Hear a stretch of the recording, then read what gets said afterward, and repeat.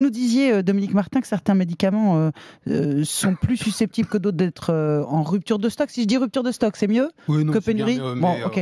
Alors, est-ce que vous pourriez nous dire quels médicaments et pourquoi ces médicaments-là? Alors, les médicaments qui sont les classes de médicaments qui sont les plus concernées, c'est les anticancéreux d'abord. Ça, c'est important parce que ce sont des médicaments évidemment majeurs. Bah oui. Tout le monde le comprend et qui sont très régulièrement frappés par Ouais. par des ruptures.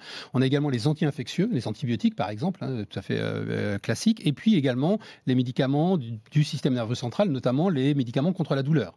Donc vous voyez, on n'est pas Bah, sur ça veut dire des médicaments de tous les jours, Exactement, en dehors, des en dehors médicaments de tous les des jours. médicaments cancéreux, c'est des médicaments pour la douleur, Oui, tout à fait. Ce sont c'est des choses médicaments de tous les jours. Oui.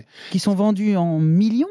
Oui, tout à fait. Donc, ce qui effectivement, c'est un point important, c'est les ruptures ne portent pas sur des médicaments qui seraient des médicaments peu utilisés. Alors, médicaments anodins, ça n'existe pas. Pour moi, ça ne doit pas exister. Si c'est anodin, vous avez raison. Voilà. Mais en tout cas, des médicaments qui seraient peu utilisés. Là, on est souvent sur des médicaments, les corticoïdes, qui est le sujet la douleur. Moment, par exemple, c'est plus de 10 millions de personnes ont pris un corticoïde au moins une fois dans l'année. Alors, je ne sais pas si c'est pas trop, ça c'est un autre sujet. Non, peut-être. Plus de 10 millions de personnes ont pris corticoïdes. Donc, ça frappe et ça touche des nombres importants, un nombre important de personnes. Oui, donc c'est ça c'est un vrai sujet de santé publique. Donc. Mais oui, c'est pour ça que ça impacte énormément de gens. Oui. Ça impacte aussi la vie quotidienne. Oui. Mais ça peut aussi, in fine, si on ne traite pas le sujet, si on laissait faire les choses, alors on agit, on réagit, etc.